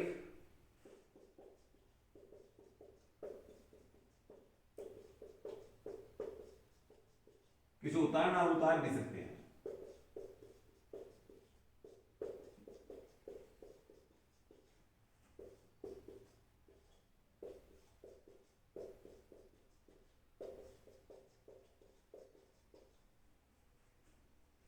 आप इसको उतार भी सकते हैं। वैसे आपको पेंटेन के बारे में, ये तो पेंटिल आता है, पेंटिल, इसको एमिल भी बोलते हैं, एमिल। ये शब्द शायद आपको नहीं दिमाग में आया होगा, एमिल क्या बोलते हैं, एमिल। पेंटिल तो है ही, आपको एमिल याद रहे, लेकिन याद इसलिए रखना पड़ता है कि कई बार आपके एमिल शब्द आ जाए। क्या आ जाए, एमिल आ जाए। तो एमिल का मतलब 5 से है, यहाँ पर पेंटिल से ही है ये। तो कुल कितने मिल गए, 3 मिल गए नॉर्मल पेंटेन से, 4 बन गए। 4 कैसे बने देखो, फिर समझ लो।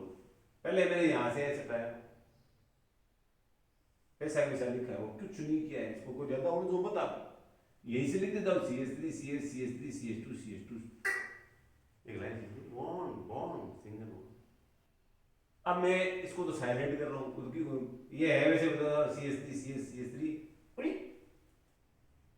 ऐसे क्यों किया, यहां से H हटा दिए, बाकी वैसे वैसा लिखा, ये दूसरे वाला पढ़ लो आप कि गुरुजी ने कुछ नहीं किया है। CH3 था, CH3 CH CH3 CH3, यहां से एक H हटा, बाकी वो है। तीसरे मैंने क्या किया, सिर्फ यहां से, बाकी वो है, ये रहेगा, ये चारों को नहीं छेड़ा है, एक को छेड़ने का। 4 5 कार्बन है, 5 कार्बन, उनमें से एक कार्बन एक H छोड़ना है बस, बाकी तो जैसा है वैसा ही रहना है।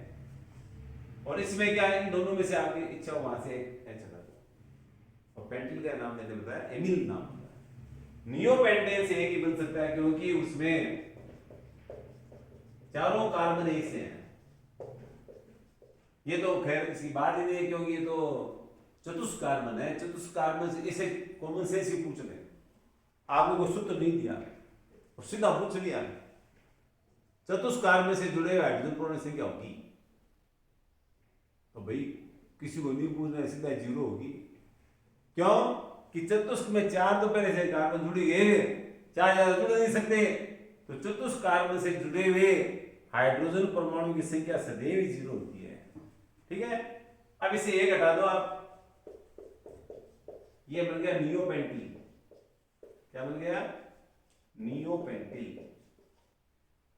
तो ये आप 8वां उदाहरण नॉर्मल पेंटेन से उदाहरण लो बोर्ड से। आइसोपेंटेन से और नियोपेंटेन से, तीनों से आप उतार लें। इससे बने 3, ये बने हैं, इससे बने हैं 4, अभ्यास करना आज।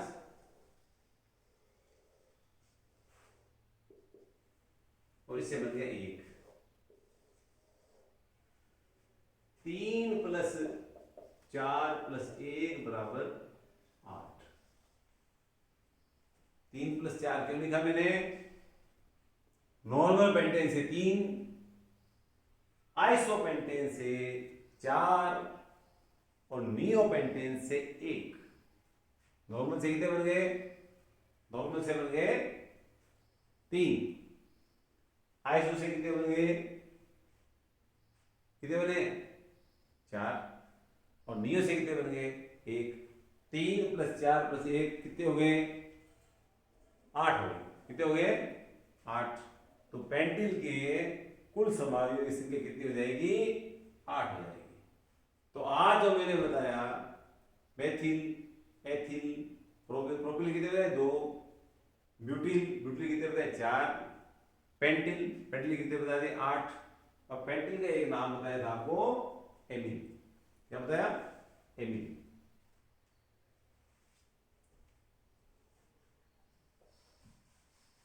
एल्कीन का क्या सूत्र होता है? सामान्य एल्कीन का सूत्र होता है सामान्य CnH2n। बोलिए, CN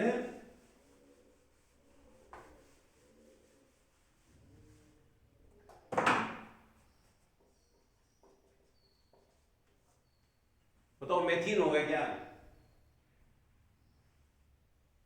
मेथीन होगा क्या? मेथीन तो होगा ही नहीं, क्योंकि द्विबंध कितने कार्बन के मध्य बनेगा? द्विबंध 2 कार्बन। अब देखिए, डबल बॉन्ड बनेगा, जैसे लिखना पड़ेगा। और मैंने आपको बताया था डबल बॉन्ड में एक सिग्मा और एक पाई बंद होता है। क्या होता है? एक सिग्मा और एक पाई। सिग्मा बंद कैसे बताया था? सिग्मा बंद अक्षीय द्विव्यापन से होता है। किसे होता है? डिवीजन करते रहा करो, हर चीज को बार-बार बोला करो। बोलिए मेरे साथ। और मैंने उस समय बताया आपको, एस अतिव्यापन से सिग्मा बंद बनता है। क्या बनता है? एसपी से भी सिग्मा बनता है। ऐसे से क्या बनेगा? हाँ, सिग्मा एक ही होता है ना उसमें। एसपी से सिग्मा। पीपी अतिव्यापन 2 प्रकार के होते हैं, अक्षीय और पार्श्व, जो संपार्श्विक बोलते हैं। अक्षीय अतिव्यापन से सिग्मा और पार्श्व से पाई। जो एथीन होता है, एथीन, एल्कीन। आप लोगों ने एल्केन के बारे में पढ़ा ना अभी थोड़ी देर पहले? मैं ये बोला था, मेरे सिंपल से नाम बोले मैंने एक बार। एल्केन में आपको पता है कार्बन sp3 संतुलित अवस्था में होता है।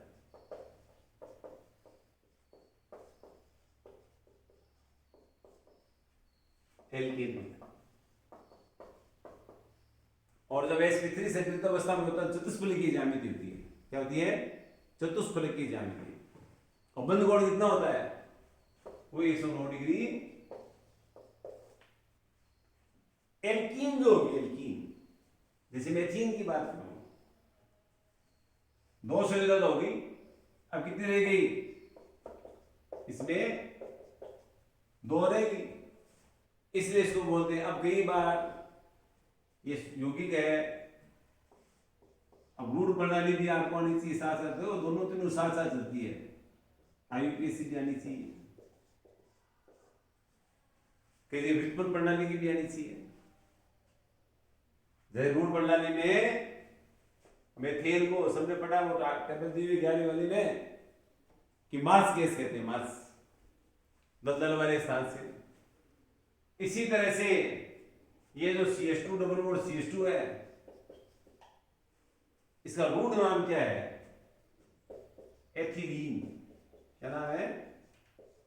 रूट नाम। देखिए, इसको कई बार कंफ्यूजन में आते हैं विद्यार्थी। और आईयूपीएससी नाम है एथीन, एथिलीन का यूपीएससी नाम एथीन, इन लगता है इन। कल परसों में बोल रहा था आपको कि केमिस्ट्री में नए कछु आइन और नए कछु जाइन, एन इन आइन। एल्केन में क्या होता है एन, एल्कीन में क्या होगा इन, एल्केन में आइन। तो यहां ये तो यूपीएससी देखो ये तो सीधा है, दो कार्बन वाला एथ, एथ प्लस इन, बस सीधी सीधी है, एथ प्लस इन बराबर एथीन। ये तो आगे समझ लो मोहन जी सिवरी पढ़ा रहे हैं, संधि पढ़ा रहे हैं, ये संधि है भाई सिर्फ, एथ प्लस इन बराबर एथीन। बताते ना से रूट में इसको क्या बोलते हैं, रूट में एल्कीन को एक तरह से एल्कीलीन बोलते हैं, एल्कीलीन क्या बोलते हैं, एल्कीलीन। ये शायद बड़ा होगा, देखना छोटी बड़ी की तो मेरे कई बात उन्होंने रहती है। तो ये एल्कीलीन, लीन, लीन लास्ट में आ गया समझ रूट है, इन लास्ट में आ गया ऐसे मतलब एलबीसी है। एथिलीन ऐसे भूल ले, बनाने वाले पेपर वाले ब्रेक होते हैं, एथिलीन का एलबीसी नाम क्या होगा, एथिलीन नहीं होगी। या एथीन को रूट बनाने में क्या कहते हैं, तो एथीन को रूट बनाने में क्या कहेंगे, एथिलीन। इसी तरह से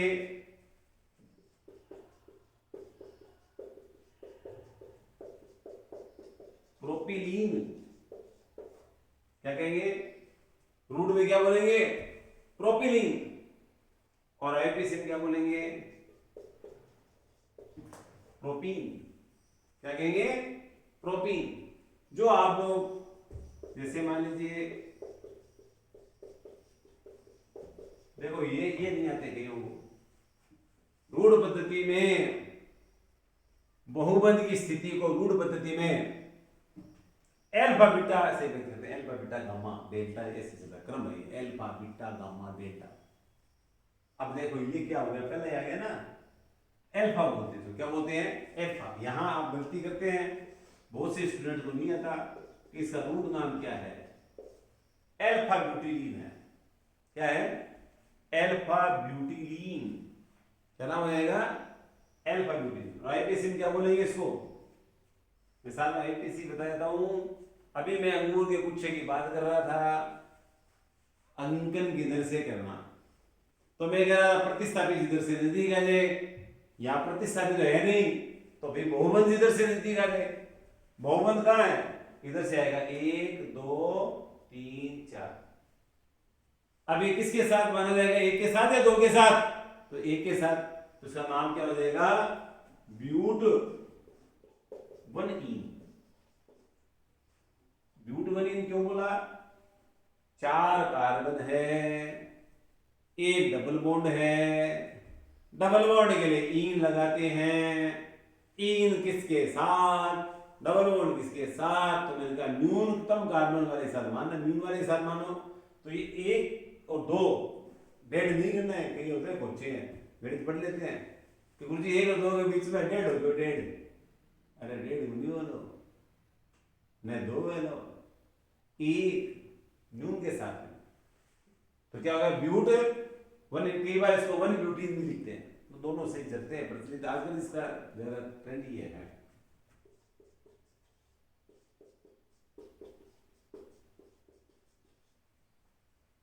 अब देखिए इसमें डबल बॉन्ड कहां चला गया, पहले पे दूसरे पे आ गया ना, यहां से यदि एल्फा है ये तो चलो 1 2 3 से कर दो, ये वैसे बीटा हो गया, तो इसका नाम हो जाएगा बीटा ब्यूटिलीन,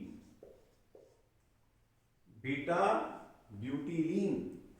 और आईपीसी क्या बोलेंगे ब्यूट 2 इन। आईपीसी का नाम क्या हो जाएगा ब्यूट 2 इन, ब्यूट 2 इन। तो देखिए एथिलीन को एथीन कहते हैं, सिंपल है, प्रोपिलीन को प्रोपीन कहते हैं, सिंपल है। लेकिन ब्यूटिलीन में आते आते थोड़ी सी आपको समझना है कि यदि डबल बॉन्ड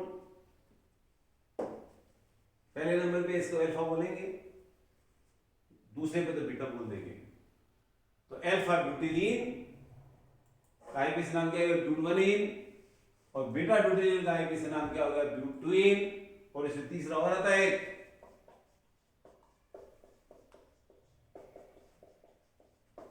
आइसोब्यूटिलीन।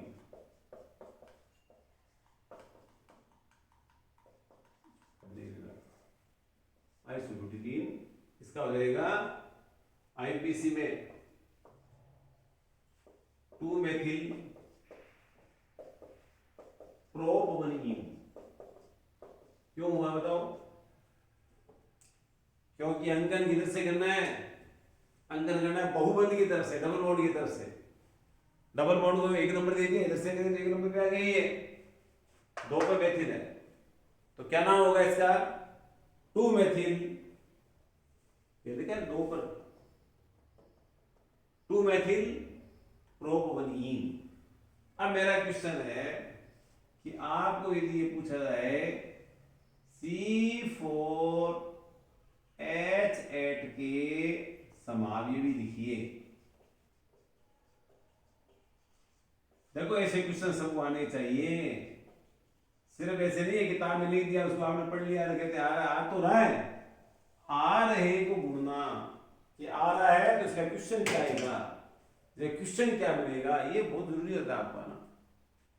तो C4 मैंने पहले बताया आपको, आज मैंने समावयिका के बारे में, ये मेरा तीसरा क्वेश्चन बोल रहा हूं। पहला बोला था C4H10 के, उसके 2 आए थे, नॉर्मल ब्यूटेन, आइसोब्यूटेन। फिर मैंने C5H12 के बोले, नॉर्मल पेंटेन, आइसोपेंटेन, नियोपेंटेन। अब मैं आपको पूछ रहा हूं C4H8 के कितने होंगे समावयवी? तो C4H8 के आगे बोर्ड पर लिखे हुए हैं 3 बन गए। रूट के हिसाब से बोले अल्फा ब्यूटिलीन, बीटा ब्यूटिलीन और आइसोब्यूटिलीन। अल्फा ब्यूटिलीन, बीटा ब्यूटिलीन और आइसोब्यूटिलीन, जिसका आईपीसी नाम ब्यूटवनीन, ब्यूटवीन और 2-मेथिल प्रोपवनीन, ये इनके आईपीसी नाम। तो आज आप ये यहां तक आप कीजिए, इसको आगे अपन और लेंगे क्योंकि काफी संभव है। कल मैं पहले तो कहता हूँ वो होता नहीं है, इसलिए आज कहना मैंने बंद कर दिया। संभवतया कल से आपके 12वीं का शुरू कर देंगे। आपने बुक्स वगैरह मंगा ली होगी। आज जो भी क्वेश्चन मैंने पूछा उसको एक बार फिर सुन लीजिए, कल उसका जवाब आपका आना चाहिए। मेरा आज का क्वेश्चन है मुद्रा धातु किसे कहते हैं और ये किस वर्ग में स्थित है? सबसे पहले सही जवाब देने वाले को मिलेंगे 100 रुपए और उसका नाम प्रकाशित किया जाएगा। आज की विजेता माही सोनी के लिए एक बार फिर जोरदार ताली बजाइए। जय हिंद, जय भारत।